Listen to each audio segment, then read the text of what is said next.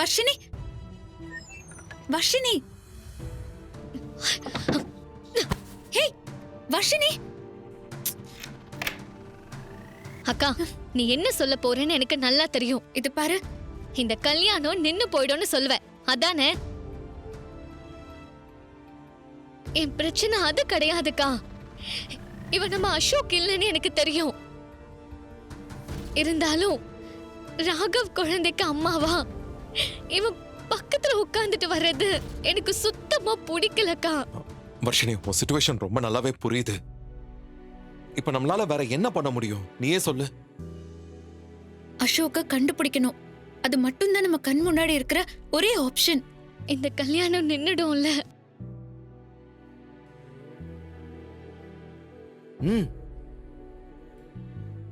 வர்ஷினி, இங்க பாரு, எக்காரணத்தை கொண்டு இந்த கல்யாணம் நடக்காது. நடக்கவும் விட மாட்டோம். போதுமா? உனக்கு ராகவ் தான், இதுல எந்த மாற்றமும் இல்ல. நீ தைரியமா இரு. உன் பக்கத்திலேயே நானும் விஷாலும் இருப்போம். எதுவா இருந்தாலும் எங்களை கூப்பிடு, சரியா? விஷால், நம்ம போலாம்.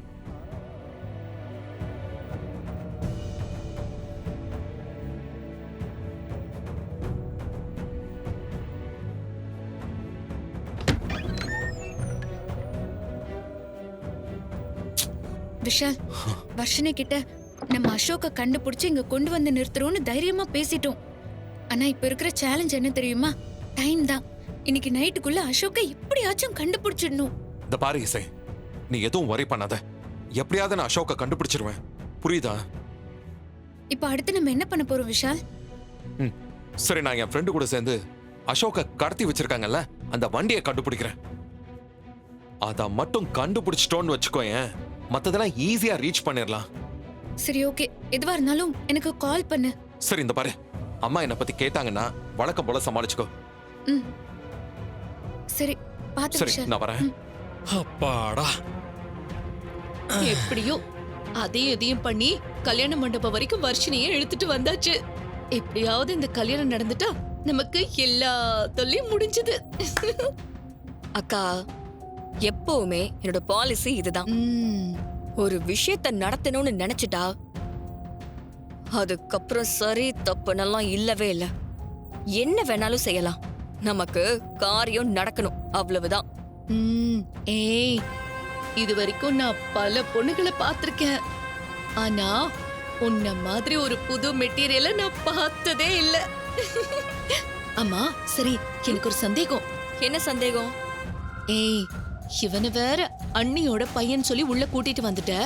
இப்போ இவனுக்கும் வர்ஷினிக்கும் கல்யாணம் ஆன பிறகு இவங்க 2 பேரும் நம்ம வீட்லயா இருப்பாங்க? சாச்சா, அந்த வர்ஷினி நம்ம வீட்லயே இருப்பாளா? நானும் நீங்களும் இருக்கிற வீட்ல அவளும் இருந்தா அப்புறம் நமக்கு என்னக்கா மரியாதை? அதுக்காகவா நான் இவ்ளோ தூரம் பிளான் பண்ண? புரியல. அப்ப நீ அவளை என்ன பண்ண போற?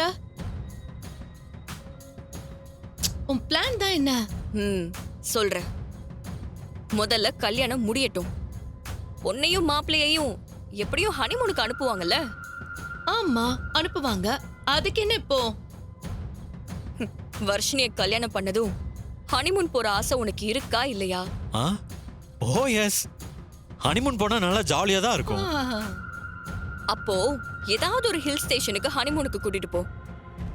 அப்படியே ட்ரெக்கிங் போலான்னு சொல்லி ஏதாவது மலையில இருந்து தள்ளி விட்டுரு. ஓ ரைட்டு.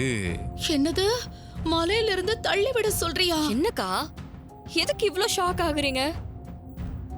இந்த கல்யாணம் பிடிக்கலன்னு அவளே மலையில இருந்து குதிச்சுட்டான்னு நம்மலாம் சொன்னா நம்ப மாட்டாங்களா என்ன?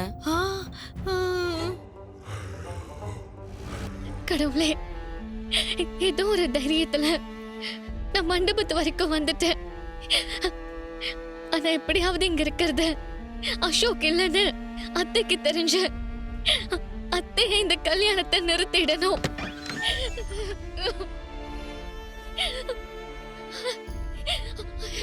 வர்ஷினி,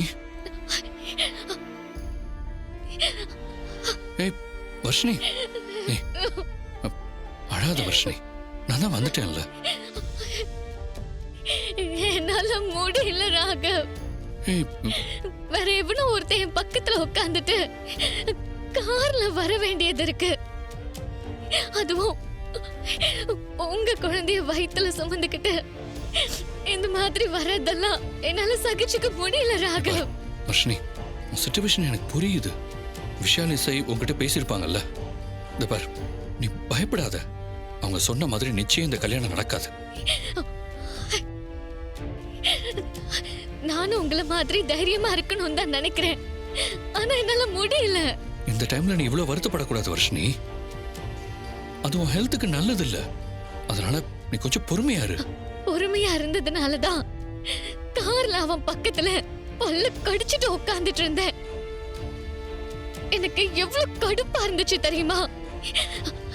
சீக்கிரமே விஷால் எப்படியாவது அசோக்க கண்டுபிடிச்சிடணும். கண்டிப்பா இசையும் விஷாலும் 2 பேரும் எவ்வளவு கஷ்டப்பட்டாவது அசோக்க கண்டுபிடிச்சு இங்க கூட்டிட்டு வந்துருவாங்க. அந்த நம்பிக்கை எனக்கு இருக்கு வர்ஷினி. நானும் அந்த நம்பிக்கையில தான் இருக்கேன்.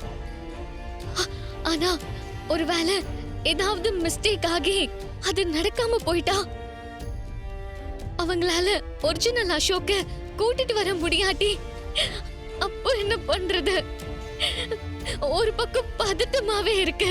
கவலைப்படாத வர்ஷினி. அப்படி ஒருவேளை மிஸ் ஆயிட்டா நான் மனசுல ஒரு முடிவு எடுத்திருக்கேன். என்ன? ஒருவேளை அப்படி ஏதாவது நடந்தா நான் நேரா மேடை ஏறி வந்து உன் கழுத்துல தாலியை கட்டுவேன். யார் தடுத்தாலும் நான் நிக்க மாட்டேன். அது மட்டும் இல்ல, தாலி கட்டிட்டு மேடையிலேயே நமக்குள்ள நடந்த எல்லா உண்மையும் எல்லார்கிட்டயும் சொல்லுவேன். ஐயோ, அப்படி மட்டும் பண்ணிடாதீங்க. அப்புறம் அத்தை இசையக்காவ தப்பா நினைப்பாங்க. அக்கா மேலதான் எல்லா பழியும் போயிடும். இல்ல வர்ஷினி, அப்படிலாம் நினைச்சு நினைச்சு நம்ம பயந்தது போதும். நான் உன் கழுத்துல தாலி கட்டுறதுக்கு இசையை எதுக்கு அம்மா தப்பா நினைக்கணும்? நம்ம பண்ற எல்லாத்துக்கும் இசை பொறுப்பாக முடியாது இல்லையா? இதுக்கு மேல நம்ம எதையும் மறைக்க முடியாது வர்ஷினி. நீ எல்லாத்துக்கும் ரெடியா இரு. ஒருவேளை எல்லாத்தையும் மீறி அந்த ஃப்ராட் அசோக் என் கழுத்துல தாலி கட்டுற நிலைமை வந்துச்சுன்னா நான் உயிரோடவே இருக்க மாட்டேன் ராகவ். ஏய், முட்டாள்தனமா பேசாத வர்ஷினி. பாரு, நம்ம சேர்ந்து வாழணும். அதுக்காகத்தான் இசையும் விஷாலும் பாடுபட்டுக்கிட்டு இருக்காங்க. அப்படி இருக்கும்போது நீ இந்த மாதிரிலாம் பேசலாமா வர்ஷினி? தப்புதான், ஆனாலும் பயமா இருக்கு. அதான் இப்படி பேசுறேன். வர்ஷினி, பயப்படாத. விஷாலும் இசையும் அந்த அசோக்கை தேடி பைத்தியம் பிடிச்ச மாதிரி அலைஞ்சிட்டு இருக்காங்க. இசையும் தன்னை பத்தி யோசிக்காம எப்பவுமே உன்னை பத்தியே யோசிச்சுட்டு இருக்காங்க. அப்படிப்பட்ட ஒரு சிஸ்டர் இருக்கும்போது இப்படிலாம் நீ பேசலாமா? உனக்கு ஒண்ணுன்னா இசையால தாங்கிக்கவே முடியாது. அந்த அளவுக்கு உன் மேல அன்பா அக்கறையா இருக்கிற இசையை நினைச்சுக்கோ.